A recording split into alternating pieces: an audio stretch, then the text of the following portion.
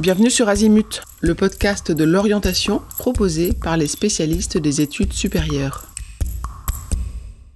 Vous écoutez un épisode du thème posture parentale.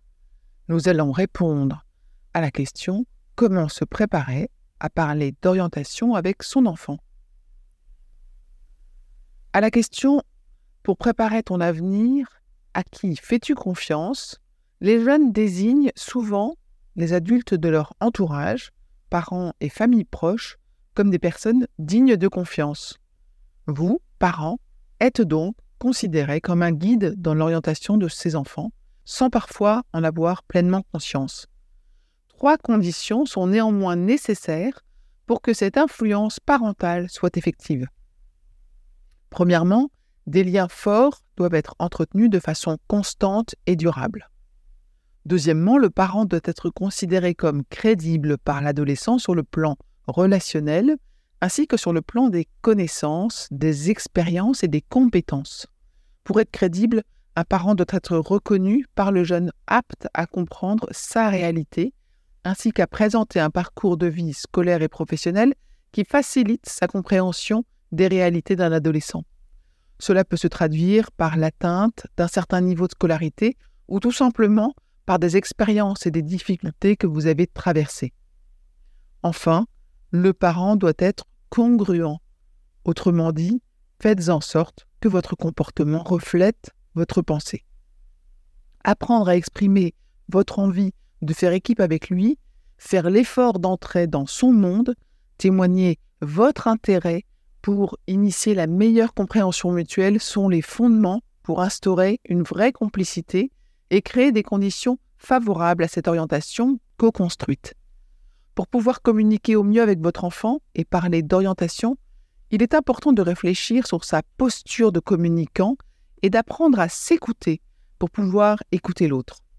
Avant d'entamer un débat d'idées sur l'orientation avec votre ado, posez-vous les questions suivantes.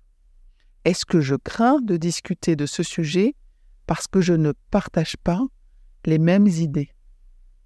Est-ce que je vais lui dire que je connais des choses mieux que lui et qu'il n'a rien à m'apprendre ? Est-ce que je vais prendre son opinion divergente de la mienne comme un manque de respect envers qui je suis ? Est-ce que je risque de m'énerver et d'interrompre le débat ? Est-ce que je suis capable de reconnaître et d'accepter son point de vue ? Est-ce que je suis capable de reconnaître qu'il a de bonnes idées et le lui dire ? Est-ce que j'ai du plaisir à discuter avec lui ? Après ce petit tour d'introspection, vous êtes prêt à proposer à votre ado de parler d'orientation. Vous pouvez par exemple lui proposer un rendez-vous régulier, car il est essentiel que vous lui accordiez un temps de qualité. Trouvez un lieu extérieur à votre domicile, un endroit qu'il affectionne, où vous ne pourrez pas être dérangé. Tout cela afin de créer les conditions les plus favorables à l'échange et afin d'établir un climat de compréhension mutuelle. Vous êtes prêts. Et avant d'entamer le dialogue, n'oubliez pas, toutes les grandes personnes ont d'abord été des enfants, mais peu d'entre elles s'en souviennent. Ça, c'est Antoine de Saint-Exupéry qui disait ça. Grand est celui qui n'a pas perdu son cœur d'enfant, et ça, c'est Meng Tsen.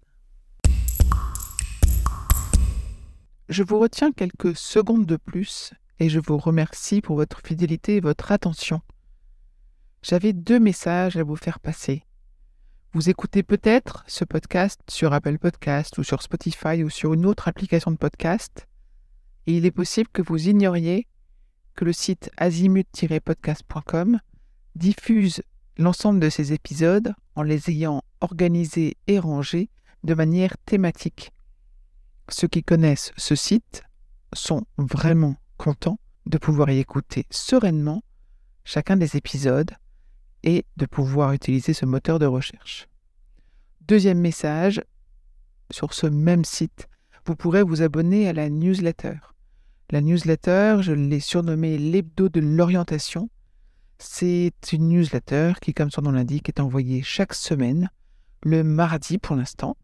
Et c'est dans cette newsletter que vous trouvez les indications des nouveaux épisodes, des guides que nous diffusons, Et de temps en temps, nous vous annonçons les masterclass, les ateliers, etc. que nous organisons. Bref, je vous conseille vivement de vous abonner à cette newsletter. À très vite et encore une fois, merci de votre fidélité avec Azimut. Parlons orientation.